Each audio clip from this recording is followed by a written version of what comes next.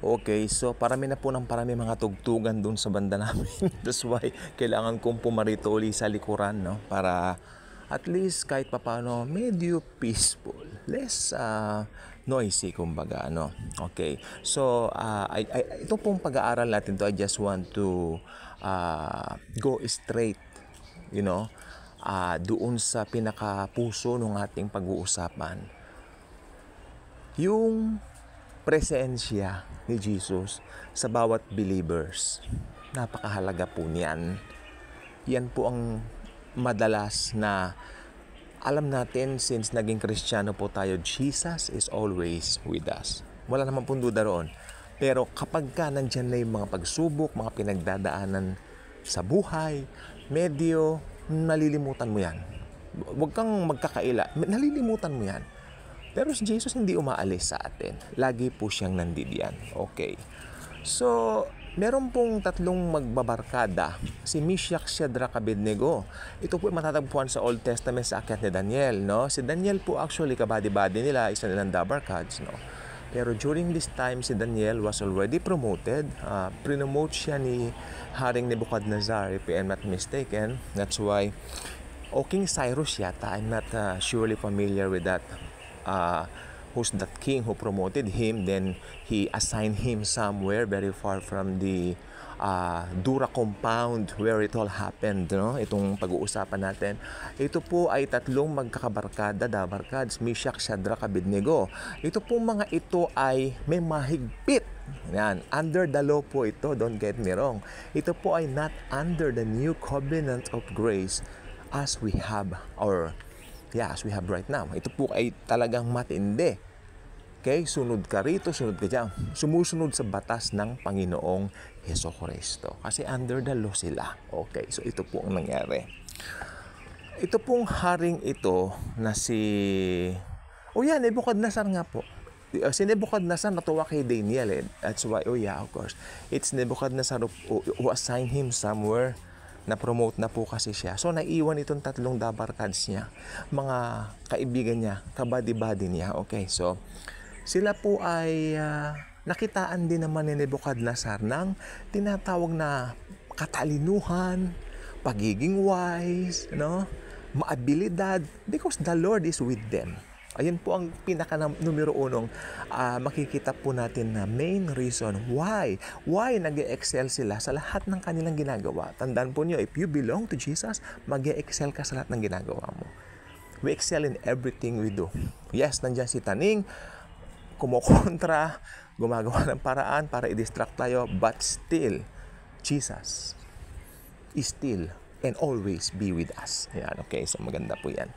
Okay, nung nakikita ni Nebuchadnezzar that these three young men, mga teenagers po, ay talaga nag-e-excel, malaki ang paghanga niya sa tatlo. Actually, binigyan niya ito ng kanya-kanya mga assignments sa kanya-kanilang mga nasasakupan niya na all that, you know?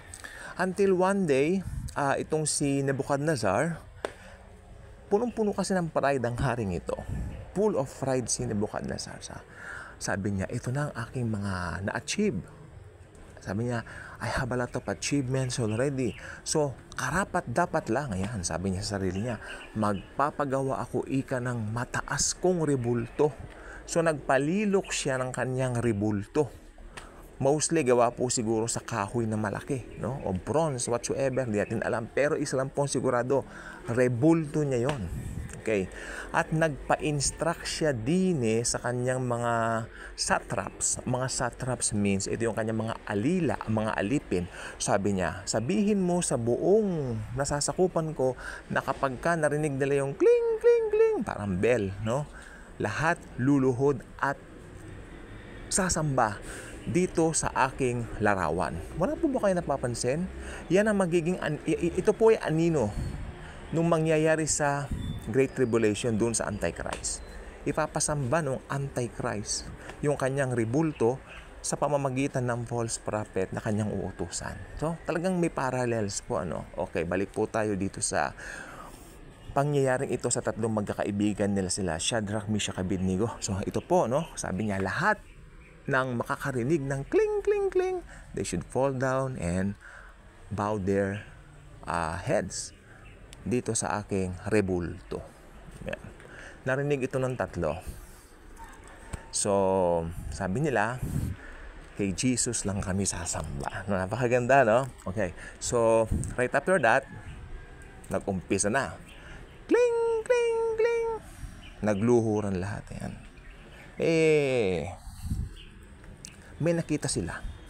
Sandali po, mahal na hari. Kanya kay Nebuchadnezzar. I think may nakatayong tatlo. Hindi naluhod.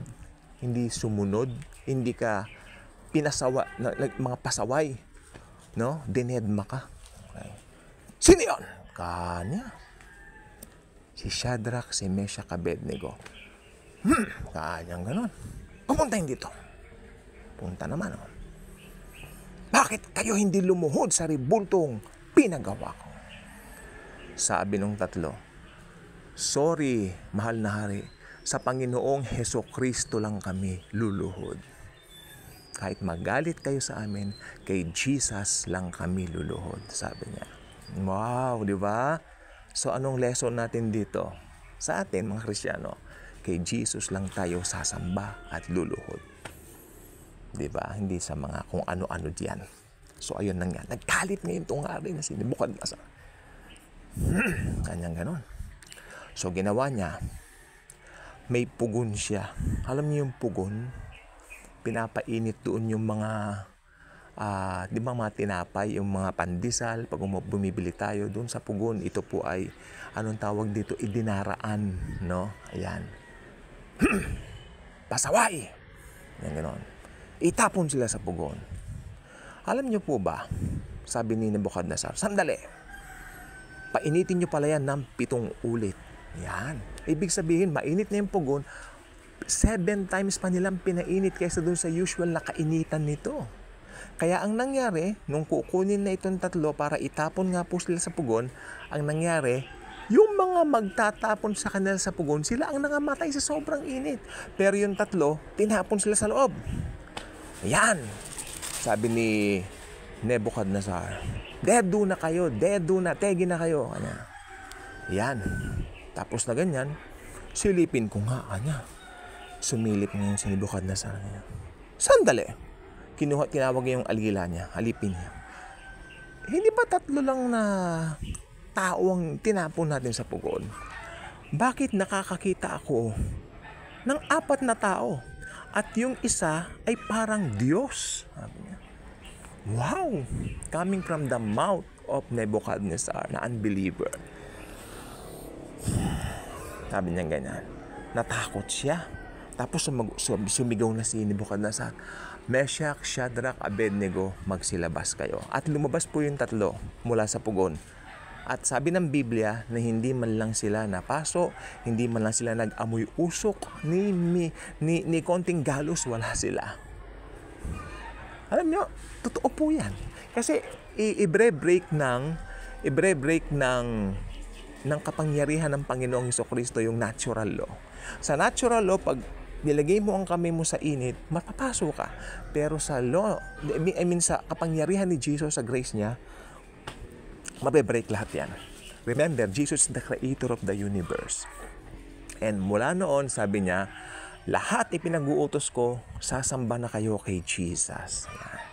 Nagpagawa siya ng degree. Ang Panginoon ng 3 ito na si Lord Jesus, ang tunay na Panginoon. Yan. Si Jesus lamang ang inyong sasambahin. Ganon din po sa ating mga Kristiyano. No?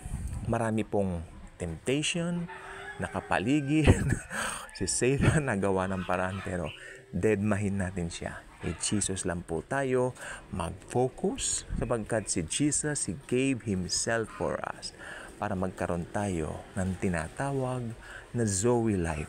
Ito yung buhay na walang hanggan. Buhay na walang hanggan na magsisimula the moment we receive Him as our very own personal Lord and Savior. Kaya kung hindi pa kayo nakasubscribe sa channel na ito, I invite you to do so. Click the notification bell, share the video, share the wonderful love of the Savior, the Lord Jesus Christ Himself. Malapit na ang kanyang birthday, kaya thank you, and Jesus truly loves us all.